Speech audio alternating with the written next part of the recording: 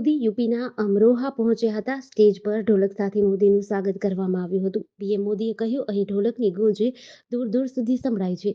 આ સમયે હું ભીડને જોઈ રહ્યો છું. તમારો ઉત્સાહ દેખાઈ રહ્યો છે. આજની એકમાત્ર થાપ છે કમળ છાપ. અમરોહાનો ઢોલક પણ દેશભરમાં ધબકે છે. ક્રિકેટ વર્લ્ડ કપમાં ભાઈ મોહમ્મદ શમીએ જે કમાલ કરી, આખી દુનિયાએ તે જોયું. રમતગમતમાં તેમના શાનદાર પ્રદર્શન બદલ કેન્દ્ર સરકારે ભાઈ મોહમ્મદ શમીને અર્જુન એવોર્ડ આપ્યો છે. યોગીજી અહીં યુવાનો માટે સ્ટેડિયમ પણ બનાવી રહ્યા છે. આ માટે હું અમરોહાના લોકોને અભિનંદન આપું છું. પીએમ મોદીએ કહ્યું, તુષ્ટિકરણની રમતે યુપી અને ખાસ કરીને આપણા પશ્ચિમ યુપીને રમખાણોની આગમાં બાળી નાખ્યું હતું. અહીંના લોકોએ ગુંડાગીરીના દિવસોને ક્યારેય ભૂલી શકતા નથી. રોજ રમખાણો થયા હતા. ઇન્ડી ગઠબંધનના લોકો સનાતનને નફરત કરે છે. હાલમાં હું દ્વારકા ગયો અને સમુદ્રમાં નીચે જઈને ભગવાન કૃષ્ણની પૂજા કરી હતી. અમદાવાદના અસારવા વિસ્તારમાં દાદા હરીની વાવ પાસે આવેલી રેલવેની દિવાલ ધસી પડી હતી, જેમાં આજુબાજુમાં રહેતા કુલ 5 લોકો દટાયા હતા, જેમાં 2 લોકોના મોત થયા છે, જ્યારે 3 લોકોને ઈજા થતા સારવાર માટે 108 દ્વારા સિવિલ હોસ્પિટલે ખસેડાયા છે. ઘટનાની જાણ થતાં ફાયર બ્રિગેડની ટીમ પણ પહોંચી હતી. જોકે ફાયરની ટીમ પહોંચે તે પહેલા સ્થાનિક લોકોએ તમામ લોકોને બહાર કાઢી લીધા હતા, જેમાં 2 વ્યક્તિઓ ઘટના સ્થળે જ મૃત્યુ પામ્યા હતા, જ્યારે અન્ય 3 લોકો બેભાન હાલતમાં હોવાથી તેમને તાત્કાલિક 108 દ્વારા સિવિલ હોસ્પિટલે મોકલી આપવામાં આવ્યા છે. ફાયર બ્રિગેડના અધિકારીએ જણાવ્યું કે દિવાલ કેવી રીતે ધરાશાયી થઈ અને આ લોકો દિવાલ પાસે કેવી રીતે રહેતા હતા તે અંગે જાણવા મળ્યું નથી. ફાયર બ્રિગેડની ટીમ હાલમાં કાટમાળ નીચે કોઈ વ્યક્તિ ફસાયેલો છે કે કેમ તે અંગે સર્ચ ઓપરેશનની કામગીરી હાથ ધરી છે. લિંબાયત પોલીસ તથા ઝોન 2 એલસીબી સ્ક્વોડ દ્વારા બાતમીના આધારે લિંબાયત વિસ્તારની અલગ અલગ 8 દુકાનોમાં દરોડા પાડી કાર્યવાહી કરવામાં આવી હતી. NK proteins private limited Tirupati કપાસિયા તેલના લેબલ તથા બૂચની કોપી કરી તેલના ડબ્બાનો ગેરકાયદેસર દુરુપયોગ કરતા હતા. કોપીરાઇટ લેબલવાળું તેલ બજારમાં વેચાણ કરનાર આરોપીઓ સામે ગુનો નોંધી કાર્યવાહી કરાઈ છે. ડીસીપી ભગીરથ ગઢવીને લિંબાયતમાં કેટલાક વેપારીઓ નકલી તેલના ડબ્બાનું વેચાણ કરતા હોવાની બાતમી મળી હતી. ડીસીપીએ આ અંગે Limbayat police inspector SB Padheriya અને તેમની ટીમને આ અંગે કાર્યવાહી કરવા સૂચના આપી હતી. છેતરપિંડી કરનાર વિરુદ્ધ કાર્યવાહી કરવા એનકે પ્રોટીન્સ પ્રાઇવેટ લિમિટેડના રૂપેશ વોરા અને ઝોન 2ના એલસીબી સ્ક્વોડના પોલીસ સ્ટાફના માણસો તથા સર્વેલન્સ સ્ટાફના પીએસઆઈ જેવી દેહોરાએ તેમની ટીમ સાથે લિંબાયત વિસ્તારમાં તપાસ હાથ ધરી હતી. આ કાર્યવાહીનો વિડીયો પણ સામે આવ્યો છે. વલસાડ એસપી ડોક્ટર કરણરાજ વાઘેલાની સૂચનાના આધારે વલસાડ જિલ્લાના વાપી જીઆઈડીસી પોલીસની ટીમ પોલીસ મથક વિસ્તારમાં પેટ્રોલિંગ કરતી હતી, ત્યારે વાપી મોરારજી દેસાઈ સર્કલ પાસેથી નંબર વગરની બાતમીવાળી મોપેડ અટકાવી હતી. મોપેડ ઉપર સવાર 2 યુવકોને ચેક કરતા યુવકો પાસેથી ચોરીના 3 મોબાઈલ અને નંબર વગરની મોપેડ મળી હતી. શંકાસ્પદ આરોપી યુવકોની પ્રથમ પૂછપરછ કરતા બંને યુવકોએ જીઆઈડીસી પોલીસ મથક વિસ્તારમાંથી મોબાઈલ સ્નેચિંગ અને મોપેડ ચોરી કરી હોવાની કબૂલાત આપી હતી. વાપી જીઆઈડીસી પોલીસે બંને યુવકો પાસેથી મોબાઈલના બિલ સાથે મોપેડના બિલ સહિતના ડોક્યુમેન્ટ અંગે પૂછપરછ કરતા યુવકોએ મોપેડ અને મોબાઈલ ચોરીના હોવાની કબૂલાત કરી હતી, જેના આધારે વાપી જીઆઈડીસી પોલીસની ટીમે 22 વર્ષીય અકરમ હુસેન રમઝાન અલી મનિહાર અને 18 વર્ષીય સલમાન ઉર્ફે સલ્લુ મુસ્તકીમ મનિહારને 3 મોબાઈલ અને મોપેડ મળી કુલ 1 લાખના મુદ્દામાલ સાથે ઝડપી પાડ્યા હતા. ગોધરા તાલુકાના ટુવા ગામ પાસે ટેન્કર અને ટ્રેક્ટર વચ્ચે અકસ્માત સર્જાતા એક દંપતીનું ઘટના સ્થળે મોત નીપજ્યું હતું, જ્યારે 7 જેટલા શ્રમિકો ઘાયલ થતા તાત્કાલિક 108 દ્વારા ગોધરા સિવિલ હોસ્પિટલે ખસેડાયા હતા, જ્યાં 2 લોકોની હાલત ગંભીર હોવાના કારણે તાત્કાલિક વડોદરા ખસેડવામાં આવ્યા હતા.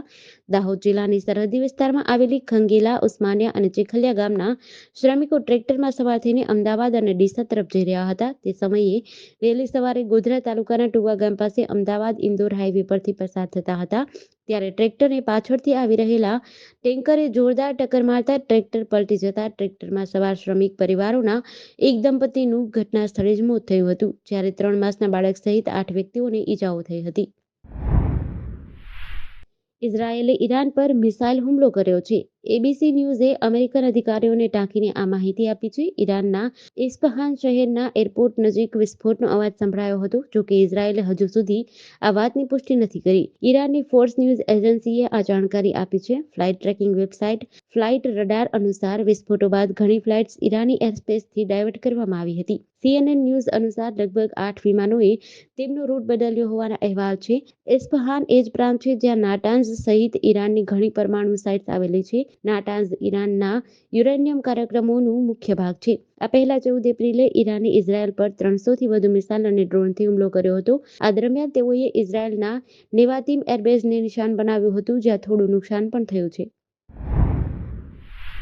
ભરૂચના સરદાર બ્રિજ ઉપર આગળ ચાલતી ટ્રકમાં પાછળથી પૂરઝડપે આવી રહેલું ડમ્પર ઘૂસી જતા અકસ્માત થયો હતો, જેમાં પાછળ આવતા ડમ્પર ચાલક કેબિનમાં ફસાયો હતો, જેને 108 અને ક્રેનની મદદથી સલામત રીતે બહાર કઢાયો હતો.